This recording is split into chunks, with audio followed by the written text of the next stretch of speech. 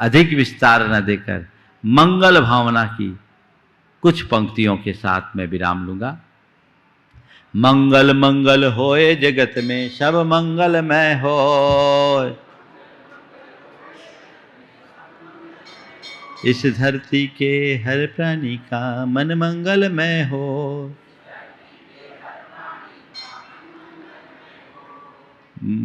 मन का सब संताप मिटे अरु अंतर उज्ज्वल हो,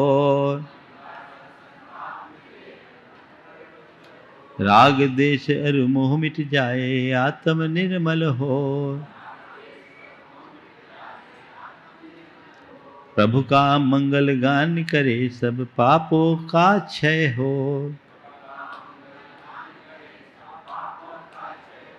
इस जग के हर प्राणी का हर दिन मंगलमय हो। मंगल मंगल होए जगत में सब मंगलमय हो, इस धरती के हर प्राणी का मन मंगलमय हो।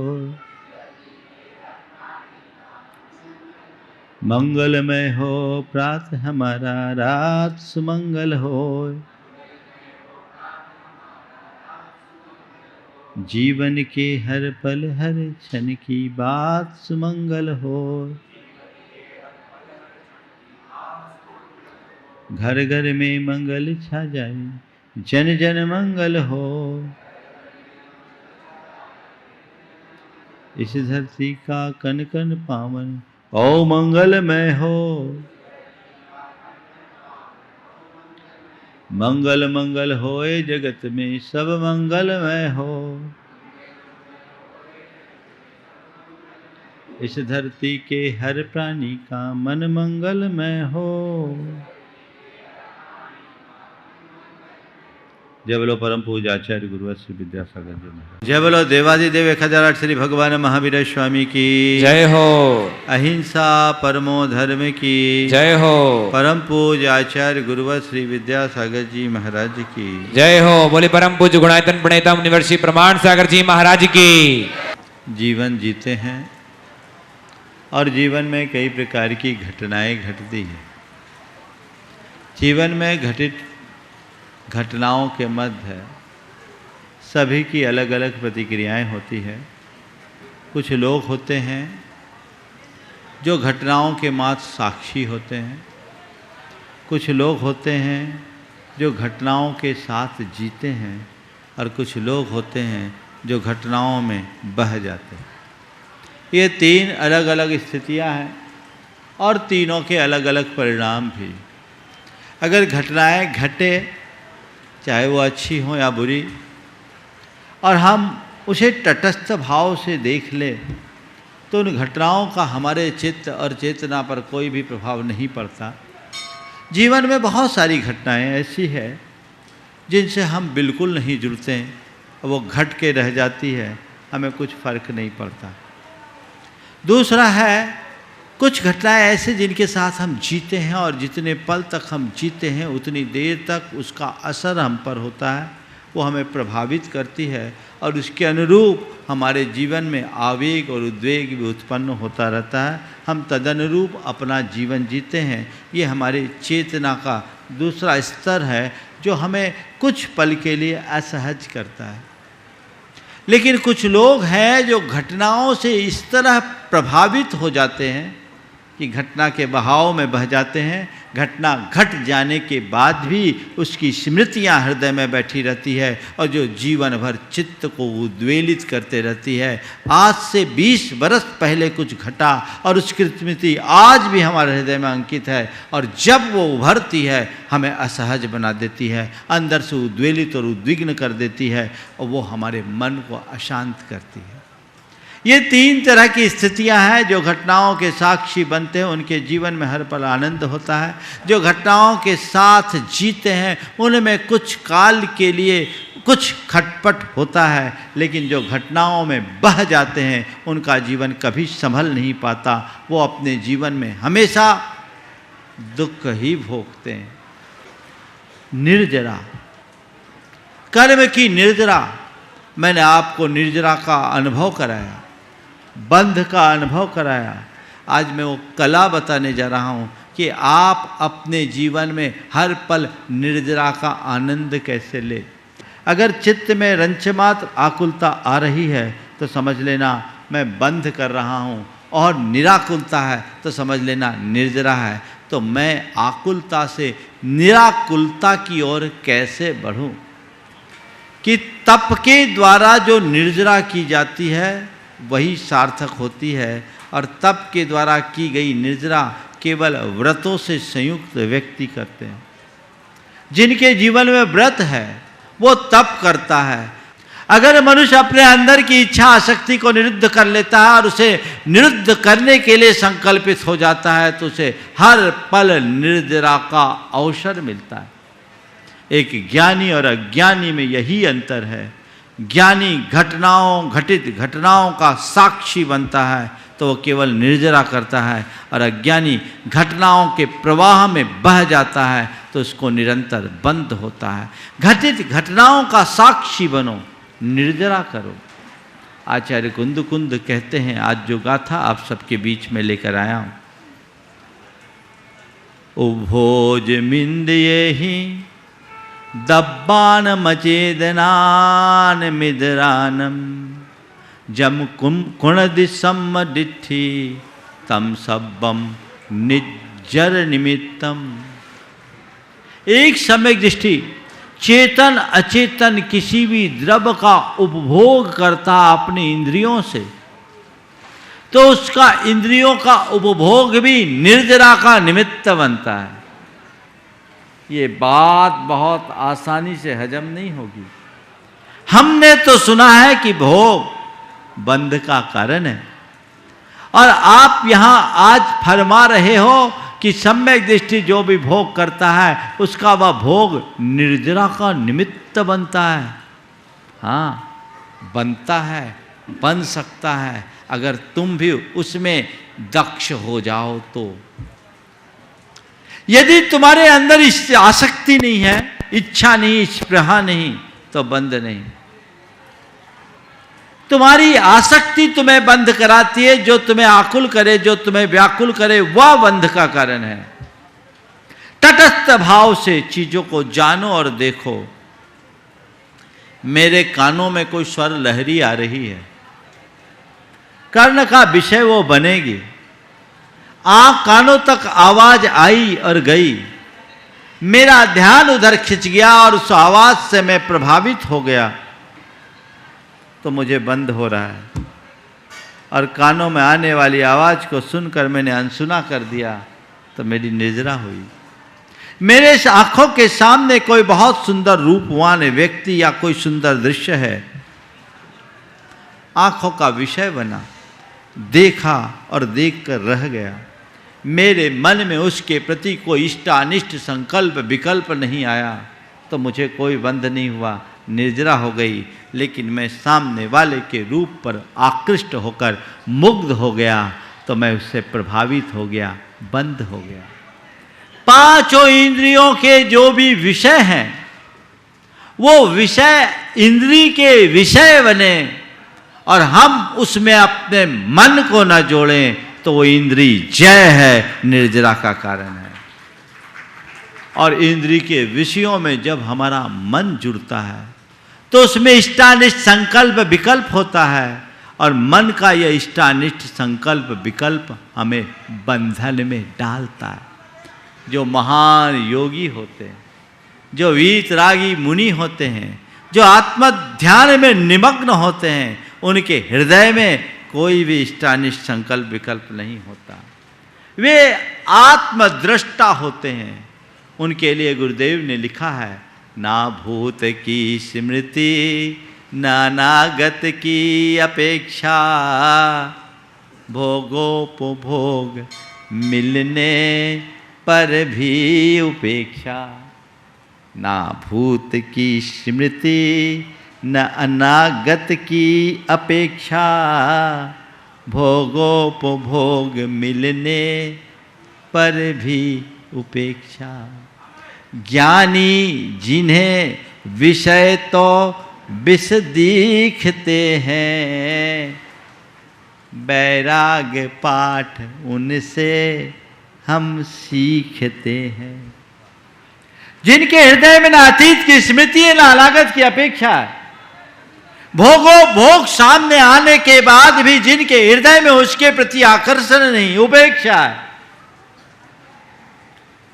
जिन्हें विषय तो विष दिखते हैं, बैराग पाठ उनसे हम नित सीखते हैं। आज निर्जरा के लिए 4 सूत्र आप सबको देना चाहूंगा। सबसे पहली बात, सहज रहे। पहली बात सहजता की है। अगर घटनाओं के घटने के क्रम में आपने अपनी सहजता को बनाए रखा, आपके लिए कुछ भी नहीं होगा। अपने मन से पूछो, मन की क्या स्थिति है, मन कितनी देर सहज रहता है।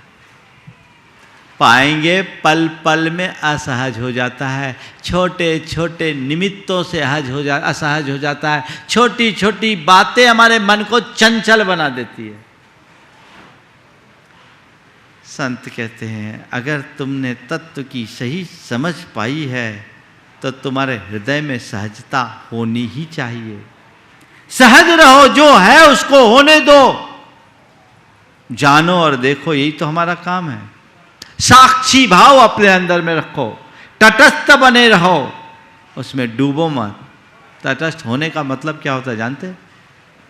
नदी में धार बहती है, उस धार में जो आता है सब बह जाता है, पर उसके जो तट हैं जहां के तहां रहते हैं। जीवन में घटित घटनाओं के प्रवाह को बह जाने दो, पर तुम वहीं के वहीं रहो, अपनी सहजता को मेंटेन रखो। ये तुम्हारे जीवन का आनंद है। ये कब होगा? जब वस्तु स्वरूप का ज्ञान। थोड़ा देखो, लाभ हानि में तुम्हारी क्या स्थिति होती है? लाभ होता है उछल पड़ते हो, और थोड़ा नुकसान हो टूट जाते हो। मान मिलता है फूल जाते हो, अपमान होता है नीचे आ जाते हो। लाभ में हानि में, मान में अपमान में, संयोग में वियोग में, जय में पराजय में, सुख में दुख में, पल पल में असहज हो जाते हो। संत कहते हैं, लाभ हानि, मान अपमान, सुख दुख, संयोग वियोग तुम्हारे थोड़ी है, तुम्हारे नहीं है। इस स्वरूप को तुम जानो। तुम जिसे लाभ मानते हो वो लाभ तुम्हारा नहीं है। बोलो, कोई लाभ आज तक किसी आत्मा का हुआ है? तुम किसको लाभ मानते हो? धन को, यश को, संतान को, संतति को, स्वास्थ्य को, इसकी प्राप्ति का नाम लाभ है। यही है ना तुम्हारे नजर में? धन या संतान, संतति, स्वास्थ्य या सामग्री, ये लाभ मानते हो। भाई थोड़ा समझो, ये किसका लाभ है? किसका लाभ? तुम्हारा? तुम्हारी आत्मा का है क्या? और आज तक कोई किसी का न तो लाभ उठा सकता है और न ही कोई किसी को नुकसान पहुंचा सकता है। ये वस्तु का स्वरूप है। जगत का एक परमाणु भी इधर से उधर नहीं हो सकता। आत्मा का क्या लाभ? न तो धन आत्मा का है, न यश आत्मा का है, न सत्ता आत्मा की है, न संपत्ति आत्मा की है, न सामग्री आत्मा की है, न संतति आत्मा की है। आत्मा की क्या है? आत्मा केवल आत्मा है। ये श्रद्धान अंदर बैठता है। जब मेरा केवल मैं हूं और मैं अपने आप में परिपूर्ण हूं, उसमें न कुछ जुड़ सकता है न ही उससे कुछ हट सकता है। जिस मनुष्य के हृदय में प्रगाढ़ श्रद्धान होता है, वो जीवन में हमेशा सहज बना रहता है।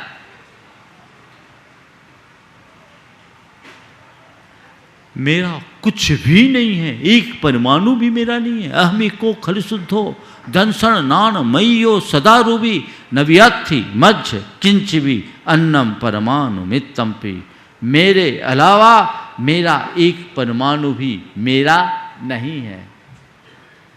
ये जो चीजें कर्मजन्य संयोग है, और संयोग मेरे आश्रित नहीं है, संयोग अनेक कारणों से बनते हैं। अनुकूल होने पर चीजें आ जाती है और प्रतिकूल होने पर चीजें बदल जाती है। जो आया वो भी मेरा नहीं, जो गया वो भी मेरा नहीं। आया उसमें भी मैं निमित्त मात्र हूं और गया उसमें भी मैं मात्र निमित्त हूं।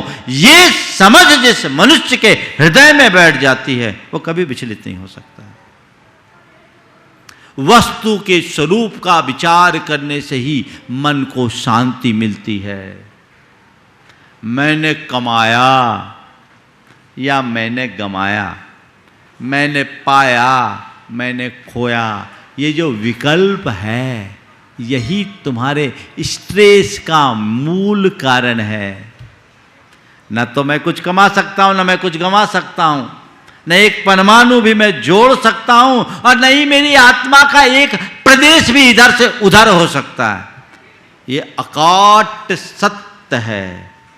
और जो सत्य के श्रद्धानी होते हैं वे जीवन में कभी विचलित नहीं होते। मेरे पास चीजें हैं, वो मेरे पास हैं, मेरी नहीं। अगर लाभ हुआ है तो मैं उसमें निमित्त बना हूं, वो मेरे व्यवहारिक जीवन के लिए उपयोगी हो सकते हैं, पर वो मेरे नहीं हैं और उस पर मेरा नियंत्रण भी नहीं है, न ही मेरा अधिकार है, क्योंकि वो संयोगों के द्वारा प्राप्त हुए हैं और संयोगों का ही उन पर नियंत्रण है। ईमानदारी से बोलो, जो चीजें तुम्हारे पास है, जिसे आप लोग बहुत जतन से जोड़ा है आपके कथनानुसार, उन पर आपका नियंत्रण है? किस चीज पर नियंत्रण है बोलो?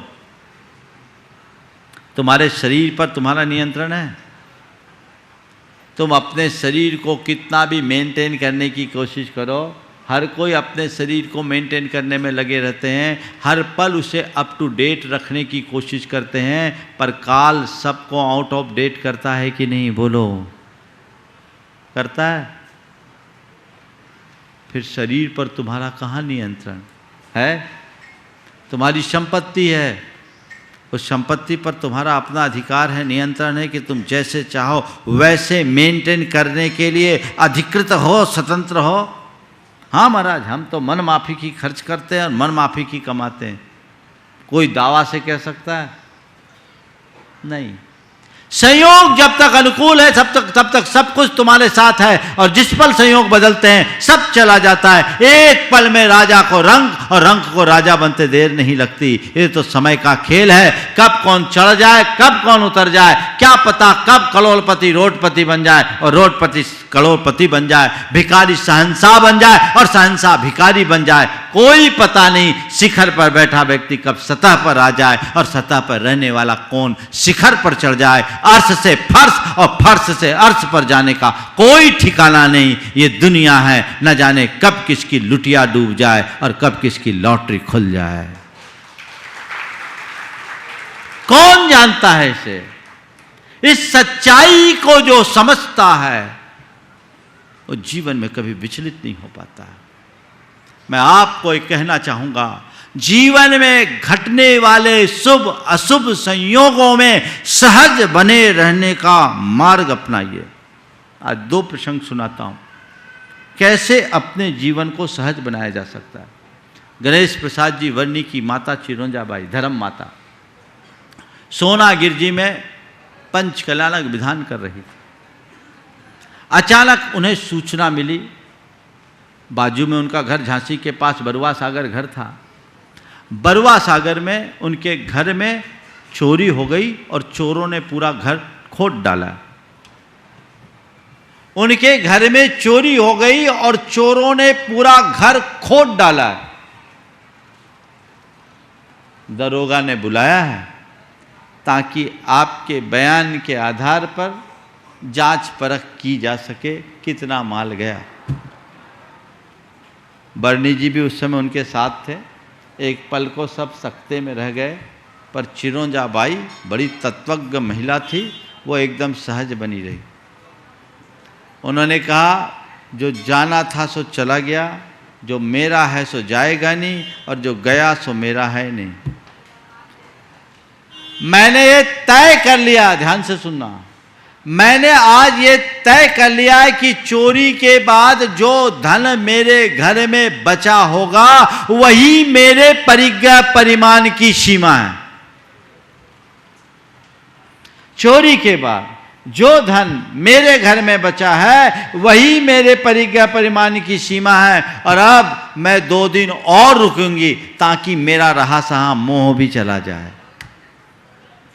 5 दिन के विधान के बाद 2 दिन और रुकी, जाने वाला चला गया, अब क्या होगा, बाकी तो फॉर्मेलिटी होगी। और आप सबको सुनकर ताज्जुब होगा, जब वो वापस घर लौटी तो देखा पूरा घर खुदा पड़ा था, पर जहाँ असली माल पड़ा था वहाँ चोरों की नज़र ही नहीं पड़ी। मैं आपसे पूछता हूँ, इस तरह के दुप्रसंगों में आप अपने आप को स्थिर बनाए रखने का मादा रखते हो कि नहीं? बोलो, पहले ये बताओ, रखना चाहिए कि नहीं? रखना चाहिए। रख सकते हो कि नहीं? रखते हो। क्यों नहीं रखते? क्या वजह है? बस यही हमें अपनाना है। हम लोग दुनिया भर के ठटकर्मों में उलझ जाते हैं। यदि तत्व ज्ञान के साथ जिए तो हमें हमारी सारी समस्याओं का पल में समाधान मिल सकता है। घटना घट रही है, घटने दो। उससे प्रभावित क्यों होते हो? उससे विचलित क्यों होते हो? कई लोग तो पल पल में डिप्रेशन के शिकार हो जाते हैं। बड़ी बुरी हालत है। ये हमारे अंदर का अज्ञान, इस अज्ञान का निवारण होना चाहिए। सहज बने रहे। मैं दूसरा प्रसंग आपको बता रहा हूं। सन 2015 में जयपुर से महावीर जी के लिए रथावर्तन महोत्सव हुआ, रथ यात्रा चली। उस रथ यात्रा की शुरुआत में 25,000 लोगों की भीड़ थी। गंगवाल साहब उपस्थित थे यहाँ। और रामलीला मैदान से उस रथ यात्रा की शुरुआत हुई। अशोक जी पाटनी, सुशीला जी भी उसमें थे, और वहाँ के गृह मंत्री कटारिया जी वहाँ आए हुए थे। रथ यात्रा शुरू हुई, धक्का मुक्की, भीड़ भाड़, ठीक। हम लोग चूलगिरी पहुँच गए 5 किलोमीटर। तब सुशीला जी को ध्यान आया, उनकी एक अंगूठी जिसमें एक मोटा नग था हीरे का, वो नग गिर गया। अशोक जी भी वहीं, सुशीला जी भी वहीं, गिर गया। उनने बताया भर गिर गया। तो सोचा अब इतनी भीड़ में गिर गया, कहाँ मिलेगा? गया सो गया।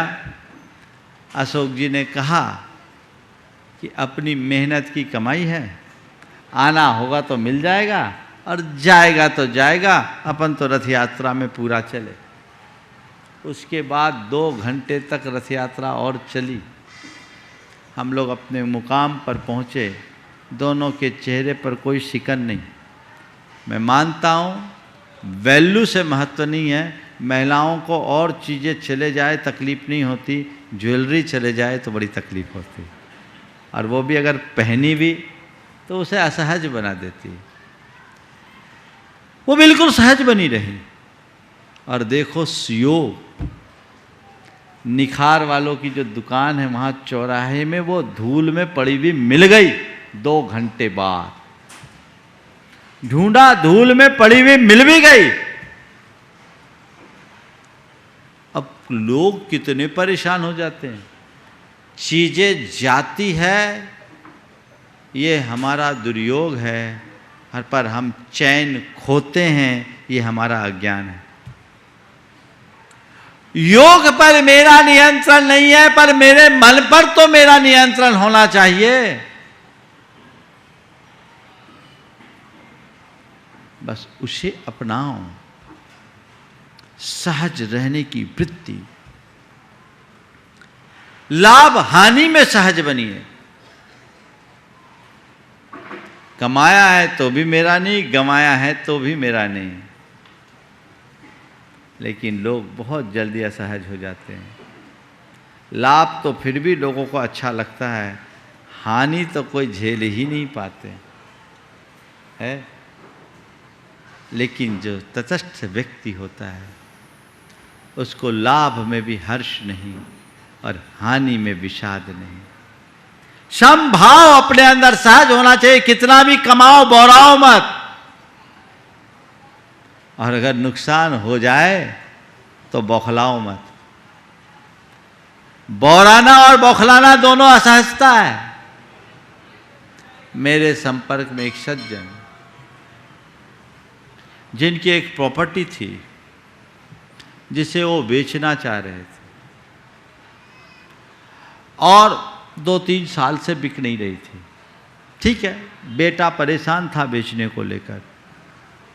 पिता ने कहा बेटा देख, अपने हाथ में प्रयास है, परिणाम नहीं। और ये हकीकत है कि नहीं है बोलो? हमारे हाथ में तो केवल प्रयास है, परिणाम कहाँ? हम एफर्ट कर सकते हैं, रिजल्ट हमारे हाथ में थोड़ी है। हम अच्छे से अच्छा प्रयास करें, पर अच्छे प्रयास का अच्छा परिणाम आए ही ये हमारे हाथ में नहीं है। हमारे क्या, किसी के हाथ में नहीं है। समय आएगा होगा। और अब हुआ ये कि वो प्रॉपर्टी बिकी, बेटे ने डील की, और जो उनकी एक्सपेक्टेशन थी उससे 1.5 गुनी कीमत मिल गई। बेटा उछल पड़ा, बोले पापा गजब हो गया, इतने दिन बिकी नहीं, हमें 1.5 गुनी प्रॉफिट हो गई। जो हम लोगों ने टारगेट रखा था उससे 1.5 गुना। पिता ने कहा ठीक है बेटा, 1.5 गुना हुआ ना, अपन ने जितना टारगेट रखा था वो अपना, बाकी अपने को दान करना है। उस आदमी ने 75 लाख रुपए का दान कर दिया। लाभ में संभाव, लाभ में संभाव। इतना हमने जो टारगेट रखा था उससे 1.5 गुनी प्रॉफिट हुई है, और जो एक्स्ट्रा प्रॉफिट वो हमारी नहीं है। हो गया, हमको इतना रुपया दान करना है। आप सोच सकते हैं। और एक व्यक्ति को 85 लाख रुपए का नुकसान हुआ। देखिए जीवन का मजा क्या है। 85 लाख रुपए का नुकसान हुआ। उनके बेटे ने गलत पॉलिसी अपनाई और 85 लाख रुपए का नुकसान हुआ। उस नुकसान की हालत में उस आदमी ने 15 लाख की बोली ले ली। 85 लाख का नुकसान, और उस नुकसान की हालत में 15 लाख की बोली ले ली। उसके मित्रों ने कहा भैया तुझे इतना बड़ा नुकसान हुआ, फिर तू इतनी बड़ी बोली 15 लाख की कैसे ले रहा है? बोला मैं सोचा हूं नुकसान भी राउंड फिगर में हो जाए, नुकसान भी राउंड फिगर में हो जाए। ये दृष्टिकोण आप अपने अंदर विकसित कर सकते हो कि नहीं? अब बताओ 85 का नुकसान हुआ, 1 करोड़ का हो जाता तो कौन रोकता? जैसे हमने 85 को झेला वैसे ही 15 और सही, कम से कम अच्छे काम में तो लगा। आप कर सकते हो ऐसा? और ये नुकसान नुकसान नुकसान नुकसान, उससे क्या होगा? जब अच्छा करने का अवसर होता है तो व्यक्ति को कभी मुहूर्त नहीं देखना चाहिए, कर डालना चाहिए। सर सेठ हुकुमचंद जी कासलीवाल के विषय में मैंने सुना कि उनको एक बार बड़ा नुकसान हुआ। उनकी धर्मपत्नी ने कहा कि देखो समय खराब है, रुपया जा रहा है, कोई अच्छा काम कर लो। नुकसान में समय खराब है, रुपया जा रहा है, कुछ अच्छा काम कर लो। तो अपनी पत्नी की प्रेरणा से उन्होंने उस समय शायद 3 लाख रुपए या 30 लाख रुपए जो निकाले थे उतने निकाल कर कंचनबाई प्रसूति का गृह बनाया। नुकसान की घड़ी में ये कौन कर सकता है? जैसे तत्व ज्ञान हो। निर्जरा का कारण है, यानी ये निराकुलता का मार्ग है, इसे अपना करके चलिए तो सुख और दुख में सहज रहना है, लाभ और हानि में सहज रहना है। दूसरा, सुख दुख में सहज रहो। सुख जब तुम्हारे जीवन में अनुकूलताएं आती है और दुख जब तुम्हारे साथ को प्रतिकूल संयोग जुड़ते हैं। आप अनुकूल संयोगों में हर्षित होते हो, प्रतिकूल संयोगों में आप दुखी होते हो। मैं आपसे पूछता हूं, क्या संयोग तुम्हारे अधीन हैं? तो फिर क्यों सुख में भी दुख में भी सम बुद्धि रखने की वृत्ति अपनाएं। आप लोग रोज मेरी भावना में कहते हो, होकर सुख में मग्न न फूलूं, दुख में कभी न घबराऊं, इष्ट वियोग अनिष्ट योग में सहनशीलता दिखलाऊं। ये क्यों नहीं अपने अंदर ये क्षमता अपने भीतर विकसित करने का पुरुषार्थ कीजिए। चाहे जैसा सुख हो मैं उसमें अभिमान न करूं, और दुख आए तो मैं व्याकुल न हूं, सुख में आसक्त न हूं और दुख में अपने आप को दुखी न बनाऊं। ये पुरुषार्थ होना चाहिए। मेरे संपर्क में एक व्यक्ति, आप सुनकर के ताज्जुब करोगे, उस व्यक्ति के जीवन में घोर प्रतिकूल संयोग, उसके धर्म पत्नी को ब्रेस्ट कैंसर, पिताजी की किडनी खराब, एक भाई विकलांग और विक्षिप्त, बस वो और उसकी माता, इन दो की स्थिति थोड़ी ठीक। वो व्यक्ति नियमित मेरे पास आता और बड़ा खुश रहता, बड़ा खुश रहता। कभी लगा नहीं कि इसके साथ कुछ है। उसके घर मेरे आहार हुए, जब मैं उसके मोहल्ले में गया, आहार हुए। आहार के बाद मालूम पड़ा ऐसा ऐसा है। मैंने उससे पूछा, तेरे घर में इतनी भयानक स्थिति, पत्नी को परेशानी, पिताजी की परेशानी, भाई की परेशानी, फिर भी तुम इतना लगे रहते हो और हमेशा खुश रहते हो, इसका राज क्या है? बोला, महाराज जी हमने आप लोगों से एक ही बात सीखा है कि जो कर्म का संयोग है उसे सहज भाव से स्वीकार करो, और हम सहज भाव से स्वीकार कर रहे हैं और सकारात्मक रूप से देखने की प्रेरणा आप देते हैं। आपसे मुझे हमेशा प्रेरणा मिलती है, मैं उसी प्रेरणा से लेकर के चलता हूँ। मैं हमेशा सोचता हूँ कि मेरे पिताजी और पत्नी की तबीयत खराब है तो क्या हुआ, कम से कम मैं उनके इलाज कराने के लिए सक्षम हूँ, इतना मेरे पास अर्थ तो है। दुनिया में बहुत से ऐसे लोग होते हैं जो चाह करके भी चिकित्सा नहीं करा पाते, मैं इतना समर्थ तो हूँ। और साथ ही मेरे भाई की जो बात है महाराज, मैं देखता हूँ विकलांग है, थोड़ा विक्षिप्त है, पर मैं उसे इस देख करके अपने आप को संतुष्ट रख लेता हूँ कि क्या हुआ, विक्षिप्त है तो क्या हुआ, विकलांग है तो क्या हुआ, कम से कम चीखता चिल्लाता तो नहीं है। मैंने ऐसे भी बहुतों को देखा है जो चीख कर चिल्ला कर पूरे मोहल्ले का जीना दुश्वार कर देते हैं, बड़ा कठिन होता है, सबको जीना मुहाल हो जाता है। तो हम उससे तो अपने आप को बचाएं। क्या दृष्टिकोण है? अगर आपकी सोच सकारात्मक हो और आपके सामने कर्म सिद्धांत हो, विधि के विधान पर आप विश्वास रखते हो, तो सुख दुख में आप कभी उलझ नहीं सकते। इस पर विश्वास रखिए तो जीवन सुखी होगा, हर पल आप आनंद में मग्न होंगे, तभी आप अपने कर्मों की निर्जरा के अधिकारी बनेंगे। संयोग वियोग में सुखी रहो, स्थिर रहो, सहज बने रहो। चाहे जैसा संयोग हो, चाहे जैसा वियोग, हमें स्वीकार करना होगा। जीवन में न जाने कितने लोगों के साथ ऐसा होता और कब क्या हो जाए कुछ कहा नहीं जा सकता। अगले पल का भरोसा नहीं। सर्वे संयोगः विप्रयोगान्ता, हर संयोग वियोग में है, संयोग के साथ वियोग जुड़ा हुआ है। कब क्या घट जाए कुछ कहा नहीं जा सकता।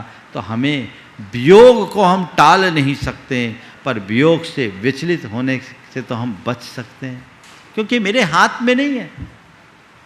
एक वाक्य अपने हृदय में हम अंकित कर लें, सर्वे संयोगः विप्रयोगान्ता, संयोग वियोग में है।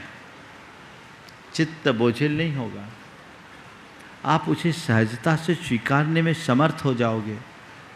मोह भाव जब हावी होता है तो व्यक्ति रो रो के आधा हो जाता है, अंदर से टूट जाता है। लेकिन जिसके अंतरंग में ज्ञान भाव होता है वो कहता है मेरा और सामने वाले का ऐसा ही संयोग था, हम क्यों विचलित हों। एक किसान का जवान बेटा तालाब में डूबकर मर गया, 25 साल का जवान बेटा। किसान उस समय गांव से शहर की ओर गया हुआ था, घर में उसकी केवल पत्नी थी। उसको सूचना दिया गया और उसकी लाश को घर में लाया गया। पत्नी ने अपने जवान बेटे के लाश को देखा, एकदम स्तब्ध सी रह गई।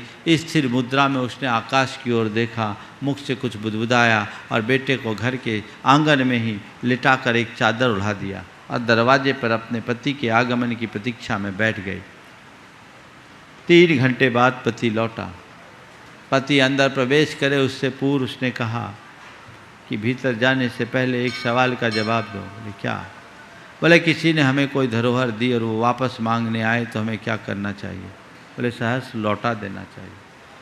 किसी ने हमें कोई धरोहर दी, वो वापस मांगने आए तो हमें क्या करना चाहिए? बोले सहर्ष लौटा देना चाहिए। कहा चलो। आंगन में लाई, देखा बेटा लेटा हुआ है, चादर उठाई, देखा मृत बेटे का शव पड़ा है। पत्नी ने बेटे की ओर इशारा करते हुए कहा, आज से 25 वर्ष पहले कर्मों ने हमें यही धरोहर सौंपी थी, आज वो वापस मंगा लिया है, बोलो हमें क्या करना है? आज से 25 वर्ष पहले ये कर्म ने हमें धरोहर समझी थी, सौंपी थी, आज वापस गया, चला गया, हमारा क्या गया? हम तो केवल उस धरोहर को संभालने वाले कस्टोडियन हैं। न धन तुम्हारा है, न जन तुम्हारा है, न तन तुम्हारा है। बस इतनी सी समझ अपने मन में बन जाए तो कभी दुखी नहीं होगे।